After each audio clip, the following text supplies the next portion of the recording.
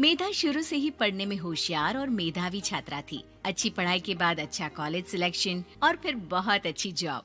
तूने तो मेरा नाम रोशन कर दिया मेधा। अरे लेकिन ये जो काम करने का तरीका है ना, इसे बदल ले। 18 घंटे काम करेगी तो कल को बच्चा कैसे संभालेगी? तुम्हारी तरह पागल नहीं हूँ माँ, जो बच्चे और परिवार में फंस जाऊँ। मैं तो जिंदगी खुल कर जीऊंगी। सब कहने की बात होती है बेटा, अपने बच्चे का सुख हर कोई चाहता है। वक्त बीतता है और मेधा की शादी हो जाती है।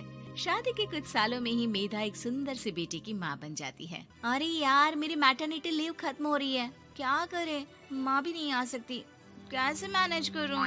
ऐसा करते हैं, इसके लिए एक केयर टेकर रख लेते हैं, वो देखा करेगी इसे। मेधा को पति की बात जंच जाती है और वो केयर टेकर की तलाश शुरू कर देती है। एक दिन उन लोगों के घर एक महिला आती है जो दिखने में पढ़ी लिखी लगती है। जी, क्या काम है आपको? मैम, मेरा नाम स्नेहा है।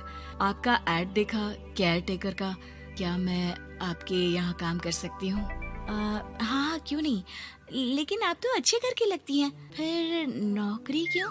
दरअसल मेरे ससुराल वालों ने मुझे घर से निकाल दिया क्योंकि मैं माँ नहीं बन सकती और माता पिता भी नहीं है इस दुनिया में। तो अरे अरे, कोई बात नहीं, तुम लक्ष्य को ही अपना बच्चा समझो और यहीं रहना, और किसी भी चीज की जरूरत हो ना तो बता देना। नेहा खुशी खुशी लक्ष्य को संभालने लगती है। रात को जब मेधा घर पर आती है, अरे क्या बात है स्नेहा, तुमने खाना नहीं खाया क्या? अरे दीदी, आपका बेटा टाइम दे तब ना। अरे तो जब वो सोता है तब खा लिया करो। तब तो मैं इसके पास ही बैठी रहती हूँ। कोई मच्छर या कीड़ा काट ले लक्ष्य को तो अब आप पकड़ो, मैं खाना खा लेती हूँ। स्नेहा वहाँ से चली जाती है। बहुत ही अच्छे से ख्याल रख रही है ये लक्ष्य का। मेधा, इतना तो शायद तुम भी ध्यान नहीं देती। मेधा को पति की बात बुरी तो लगती है, लेकिन कुछ नहीं कहती। धीरे धीरे स्नेहा मेधा और उसके पति के साथ बाहर भी जाने लगी।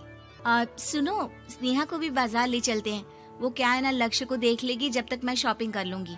हाँ हाँ चलो, वैसे मैं चाह रहा था कि लक्ष्य को लेकर हम दोनों ही चलते। क्या यार, तुम तो फ्री में इमोशनल हो जाते हो, कितना देख लेंगे हम दोनों मिलकर, ले चलो उसे। कार से निकलकर मेधा और लक्ष्य रोड क्रॉस कर रहे थे कि सामने से कार आ जाती है। मेधा का ध्यान नहीं होता, लेकिन स्नेहा तुरंत लक्ष्य को मेधा से छीन लेती है। मेधा गिर जाती है और कार मेधा को छूकर निकलती है, जिससे मेधा को खून आ जाता है। पति मेधा को हाथ देकर उठाता है। स्नेहा लक्ष्य को लेकर गले लगाई रहती है। थैंक्स स्नेहा, मैंने तो ध्यान ही नहीं दिया था कि कार आ रही है। स्नेहा का गुस्सा मालकिन पर टूट पड़ता है।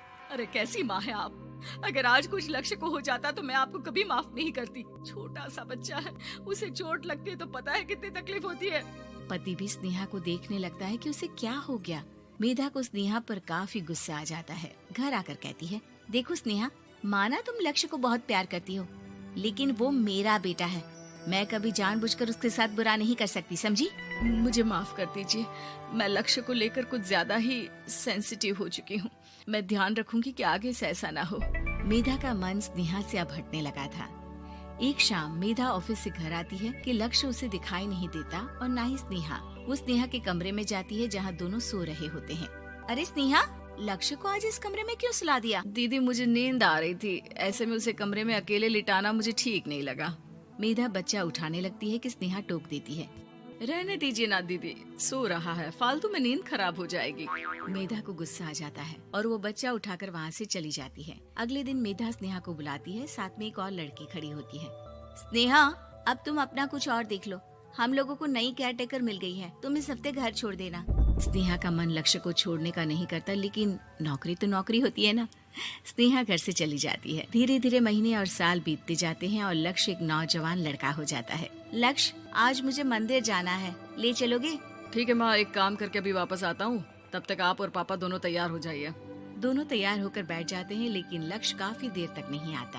अरे मेधा, फोन तो करो लक्ष्य को, देखो क्या हो गया उसे। मेधा फोन करती है तो पता चलता है कि लक्ष्य का एक्सीडेंट हो गया है और वो सिटी अस्पताल में है। जल्दी चलिए, पता नहीं कैसा होगा मेरा बेटा। अरे चिंता ना करो, सब ठीक होगा, मैं अभी कार निकालता हूँ। दोनों मियाँ बीवी अस्पताल पहुँचते हैं, जहाँ वो लोग देखते हैं कि लक्ष्य बिस्तर पर पड़ा होता है। एक महिला इन्हें यहाँ लेकर आई है, वो वहाँ बैठी है, लेकिन फिलहाल तो आप लोगों को इनके लिए किडनी का प्रबंध करना होगा। एक्सीडेंट में इसकी किडनी डैमेज हो गई है। मेरी ले लीजिए डॉक्टर साहब, मेरे बेटे को बचा लीजिए। नहीं नहीं, आप माँ हैं, आपकी नहीं ले सकते, पिता की भी नहीं। आप किसी रिलेटिव या दोस्त से पता कर लें और हाँ थोड़ा जल्दी करें क्योंकि देर होने से मामला बिगड़ सकता है।